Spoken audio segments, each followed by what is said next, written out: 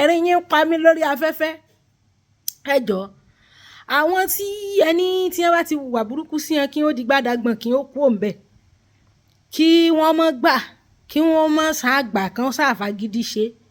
bí wọ́n bá kú òǹbẹ̀ ẹ jọ̀ọ́ taná fẹ́fẹ́ tán bá bọ́ síta jokes apart èèyàn tó ti bímọ 4 5 tẹ́ ẹ níwà burúkú náà ń wù sí kó kú òǹbẹ̀ tó bá kúrò òǹbẹ̀ ṣó fẹ́ lọ fẹ́ young guy tí ò níyàwó rí ni ṣe bí this same set of people tẹ́ ẹ ní kán bínú kúrò lọ́dọ̀ ọkọ wọn táwa ní kí wọ́n mọ̀ kúrò kí wọ́n jókòó tẹ́ ẹ ní kán kúrò yìí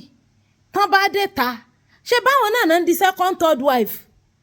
unfortunately tán bá wá lọ di second third wife ẹ̀yìn náà lẹ́ pé wọ́n gbọ́kọ̀gbọ́pọ̀ alẹ́ ẹlòmíì ti ya wèrè orí ẹlòmíì ò pé gbogbo àwọn tá à ń sọ pé kí wọ́n ní sùúrù tẹ́ ẹ ní kán mọ́ gbà kán da gbogbo ẹ̀rú kán ba gbogbo ẹ̀ jẹ́ kí wọ́n di gbádàgbọ̀n kí wọ́n kúrò ńbẹ̀ tá bá kúrò tán jọ ṣé ìwọ lè ní young guy kan àbábúrò ẹ̀ kan ọmọ 30-35 years ọkùnrin kan tí ò níyàwó rí kó wá ní òun fẹ́ mú yàwó wá for the first time láyé ó lọ gbọ́ lọ́mọ 3 4 ṣé ọmọ ẹ ló máa fẹ́ kò lè fọ́mọ ẹ náà ọkọ ọlọ́kọ tẹ́ ń wí sókọ̀d ọkọ ọlọ́kọ nǹkó tìyẹn ìlà wọn ìyàwó ilé tẹ́ ní kán mọ́ gbà fọ́kọ kán mọ́ fi orí gbárí kán mọ́ bọ́kọ jà kán mọ́ bọ́kọ bínú kán mọ́ dakọ láàmú wọn ní kọlá àwọn yẹn náà tó ti tẹ́ ti kó bá wọn tẹ́ ti fún wọn ní rán kánsẹ̀lì tẹ́ ti láwọn nìkan tó kọ́ bá ti ṣe míì kí wọ́n bínú kò ń bẹ̀ yìí àwọn yẹn náà àwọn náà di second third wife tẹ́ wá fẹ́ pa ìdànù yìí ṣe rí wípé you guys you don't love them nífẹ̀ẹ́ wọn tẹ́ bá nífẹ̀ẹ́ wọn ni because the same set of you tẹ́ ní nǹkan tó kọ ẹ̀ ń ṣe sí òdà kó kúrò ń bẹ̀ the same set of you yìí náà lẹ́ẹ̀pẹ́ ní gbọkọgbọkọ tó bá lọ ṣe second third wife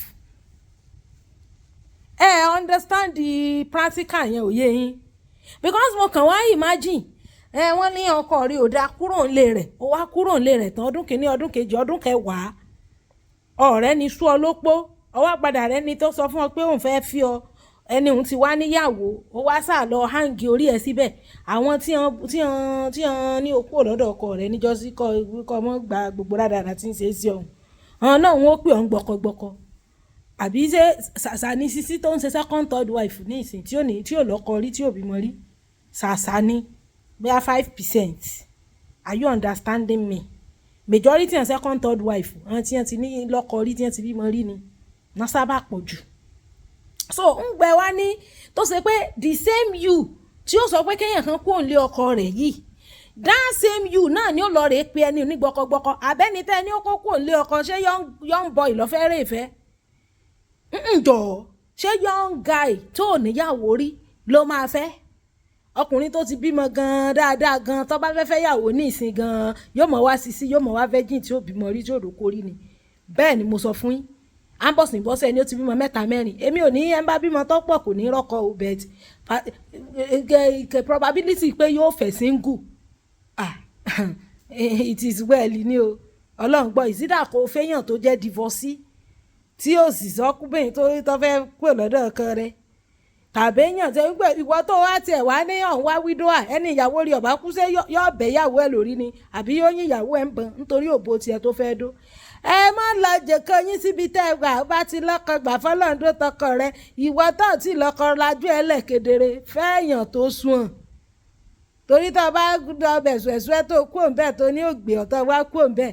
ó ti di tòkunbọ̀nù ọlọ́run nìkan ló kù tó o bá sì mọ̀ pé òní mọ́ rìnrìn àrè àjàyí kó tún wá jẹ́ nímfò tó ṣe pé bí wọn bá dókó báyìí ayé wọn ò lè sun wọn ò lè ní ìsinmi sórí pé tiẹ̀ bá bọ̀ tó ìbá sì ṣe nímfò tó ní ọfẹ́ ṣe ìyàwó nọ́mà ìyàwó ni èèyàn tí ó wà ṣẹ̀ṣẹ̀ wà fi ọ ṣe first gbó ti bímọ dàbí kan sọ̀rọ̀ pé mo sọ fún ẹ wípé fíọ́rì là ń ṣe lórí afẹ́fẹ́ real life báyìí offline gangan ni reality wà tó bá wù ọ́ kó onírọ́mọ̀ ń pa ẹ̀sìn tọ́gàn bá fẹ́ bú mi kẹ́ ẹ bú mi mọ́kàn wá rò náà ni ńgbà tẹ́ ń bú ọ́n second third wife yìí tẹ́ ní olórí igbá ni wọ́n olórí àwo ní gbọkọgbọkọ ní gbogbo ọ́n tẹ́ ní ká máa bínú ká máa bọ́kọ jà tẹ́ ní ká kúrò nílé ọkọ tán bá kúrò ń bẹ̀ tán kì í sáwọn náà ń di second third tán di second wife di third wife ni ṣé rí wípé àwọn tí wọ́n ń sọ tó ń kọ yín ní kọ̀kúkọ yìí àwọn ni wọ́n ń kó báyìí ní ìsìn of course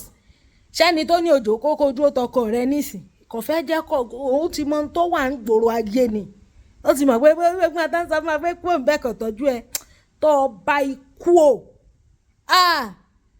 ẹ̀yin ayé o tó bá ń gbọ́ ẹ̀yin ọ̀run o mo rántí èèyàn kan tí ń pògèdè inú ilé lóru ẹ̀yin ayé o ẹ̀yin ayé o wo gbàgbé bó ṣe ṣẹlẹ̀ sórí ẹ bá ti tan kámẹ́rà báyìí wọ́n ti fẹnu pitobo tán kálukú bá ti pa kámẹ́rà tí wọ́n gbé fóònù lẹ̀ báyìí reality dènà mọ̀jẹ̀ ń tàn jẹ sórí àwọn tí ń purọ́ fún ọ pé ṣe ni kọ́ ọmọ jẹun nígbà ọba ikú òǹbẹ bọ́ba rẹ ní fi ọ́ ṣe second third gan-an kó tó tiẹ̀ rí gan-an unfortunately àwọn tí wọ́n ní okú ọ̀lọ́dọ̀ ọkọ rẹ̀ ń bí o ti jẹ́ first àwọn náà wọ́n ó bu ọ tí wọ́n ó pè ọ́n gbọkọgbọkọ style yẹn ò yí ẹ it is well landless home and property gbogbo àwọn olóríire tí a fẹ́ ra lẹ̀ anílẹ̀ ló mú ẹ̀pẹ́ ní odò ìràgùsì anílẹ̀ lájà aní ní morayo estate gbogbo àwọn olóríire yányán tá a fẹ́ ra ilẹ̀ aní Lagos Island náà ilẹ̀ wà ní Lẹ́kì ilé kan tiẹ̀ wà ní Kòròdú ilé yẹn báyìí wọ́n ti kọ́ tán kẹ̀kan renovate ẹ̀kẹ́dẹ̀ kó wọlé ẹ ti di landlord nìyẹn ẹjọ́ ẹja kan sí landless home and property bẹ́ẹ̀ ni 090 66989877